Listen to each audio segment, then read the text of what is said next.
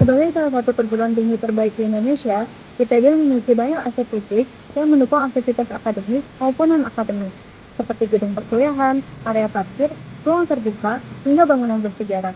Nah, pengelolaan aset tersebut tidak hanya berfungsi untuk menunjang operasional kampus, tetapi juga untuk mendukung keberlanjutan dan keselamatan sivitas akademikanya.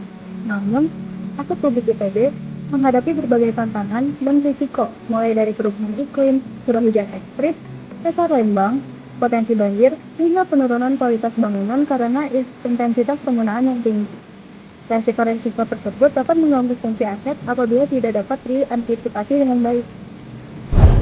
Oleh karena itu, diperlukan analisis resiliensi agar aset publik mampu bertahan, beradaptasi, dan pulih dengan cepat ketika terjadi gangguan atau bencana. Dalam penelitian ini, aset publik yang dianalisis adalah area parkiran sipil ITB dan gedung Aula Barat ITB.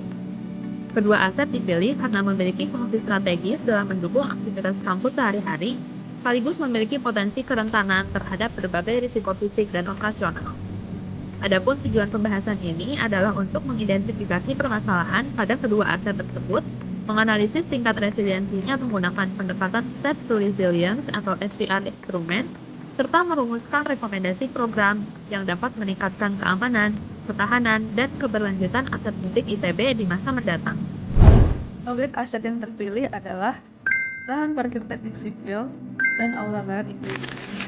Nah, untuk parkiran sipil, identifikasinya itu meliputi kapasitas parkir kendaraan, kondisi paving block, sistem drainase terbuka, dan jalur pedestrian, serta fasilitas keselamatan seperti CCTV.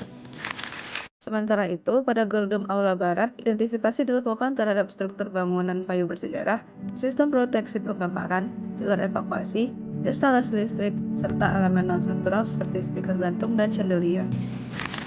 Pada tahap ini, dilakukan identifikasi berbagai potensi ancaman yang dapat mempengaruhi keberlanjutan aset publik di kawasan lahan parkir teknik sipil dan Aula Barat ITB. Proses ini bertujuan untuk memahami risiko-risiko yang mungkin terjadi, baik dalam jangka pendek maupun jangka panjang. Ancaman atau hazard dibagi menjadi dua jenis, yaitu shocks atau gangguan, serta stressors atau tekanan. Pertama adalah shocks. Shocks merupakan gangguan yang terjadi secara tiba-tiba. Parkiran sipil. Yang pertama, banjir. Banjir ini diakibatkan oleh hujan berintensitas tinggi karena adanya penyumbatan saluran drainase oleh sampah. Yang kedua, pohon tumbang saat cuaca ekstrem. Yang ketiga, gempa bumi. Aula barat. Shocks berupa risiko kebakaran yang tinggi akibat dominasi material kayu tua dan atap sirap kayu. Yang kedua, potensi jatuhnya elemen non-struktural seperti speaker gantung dan chandelier saat terjadi gempa bumi akibat aktivitas sesar lembang. Selanjutnya ada stressors. Stressors merupakan tekanan yang terjadi secara perlahan namun terus-menerus. Area parkiran sipil. Stressors pertama yang ditemukan berupa kerusakan paving block akibat genangan berulang dan hilangnya pasir pengunci. Yang kedua, pertumbuhan lumut pada permukaan paving yang lembab sehingga meningkatkan risiko licin, serta meningkatnya suhu mikroklimat akibat dominasi permukaan keras dan tingginya aktivitas kendaraan. Aula barat. Stressors pertama yakni penurunan kualitas material kayu akibat usia bangunan dan kelembapan lingkungan. Kedua, risiko korosi pada beberapa komponen logam. Terakhir, potensi terganggunya jalur evakuasi akibat penumpukan material dekorasi pasca acara di area koridor gedung.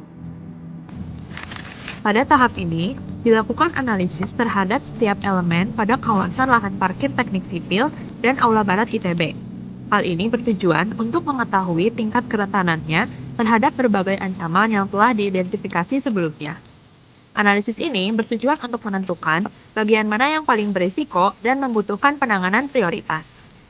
Proses penilaian dilakukan menggunakan matriks hazard identification dan matriks vulnerability. Hasil matriks yang diperoleh adalah sebagai berikut.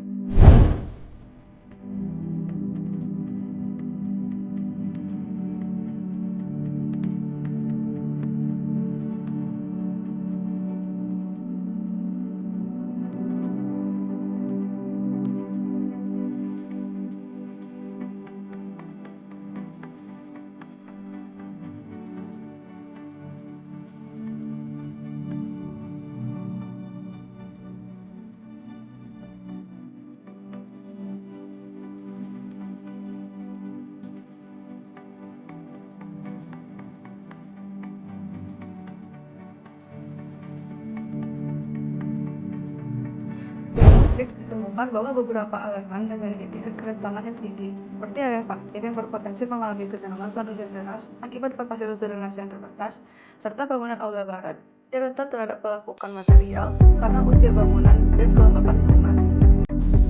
Pada tahap ini dilakukan evaluasi terhadap instrumen dan sistem tata kelola yang saat ini diterapkan pada kawasan lahan parkir, teknik sipil, dan aula barat ITB untuk mengetahui sejauh mana kesiapan kawasan dalam menghadapi risiko yang telah diidentifikasi sebelumnya.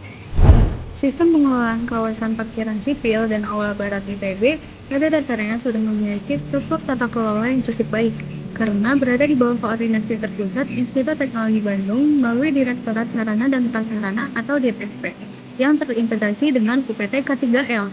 Integrasi ini menunjukkan bahwa aspek operasional, keselamatan, dan lingkungan telah dipertimbangkan dalam satu sistem pengelolaan yang terpadu. Selain itu, keberadaan SOP peminjaman aula barat dan kebijakan pemilahan sampah juga menjadi indikasi bahwa pengelolaan administratif dan operasional sudah memiliki dasar regulasi yang jelas. Tapi dalam implementasinya ini masih ditemukan beberapa kelemahan operasional yang berpotensi menurunkan tingkat ketahanan kawasan. Pada area parkir ini, sistem pengelolaan sampah belum sepenuhnya efektif karena distribusi tempat sampah yang terlalu terbatas dan berjauhan, sehingga menyebabkan penggunanya cenderung membuang sampah sembarangan.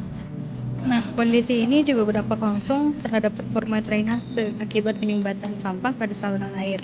Hal tersebut juga menunjukkan bahwa efektivitas kebersihan tidak hanya bergantung pada keberadaan fasilitas, tapi juga pada aksesibilitas dan perilaku pengguna terhadap kawasan.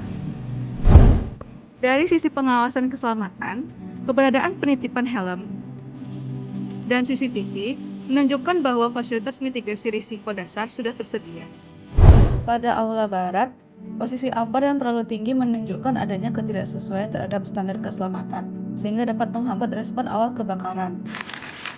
Baiklah, sebagai penutup dapat disimpulkan bahwa area parkir sipil dan gedung aula barat ITB memiliki peran penting sebagai akses pendukung aktivitas akademik dan identitas kampus. Namun, kedua aset ini juga menghadapi risiko, mulai dari gangguan drainase, muat tumbang, kebakaran, hingga potensi kegagalan struktural akibat faktor lingkungan dan usia bangunan.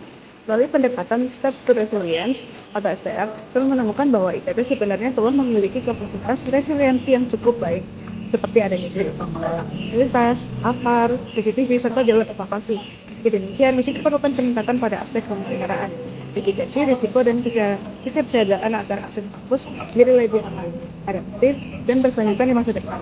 Kedepannya, rekomendasi yang perlu disusun dapat menjadi langkah awal dalam mewujudkan pengelolaan aset publik ITB yang lebih resilient demi mendukung kenyamanan dan keselamatan seluruh sivitas akademik.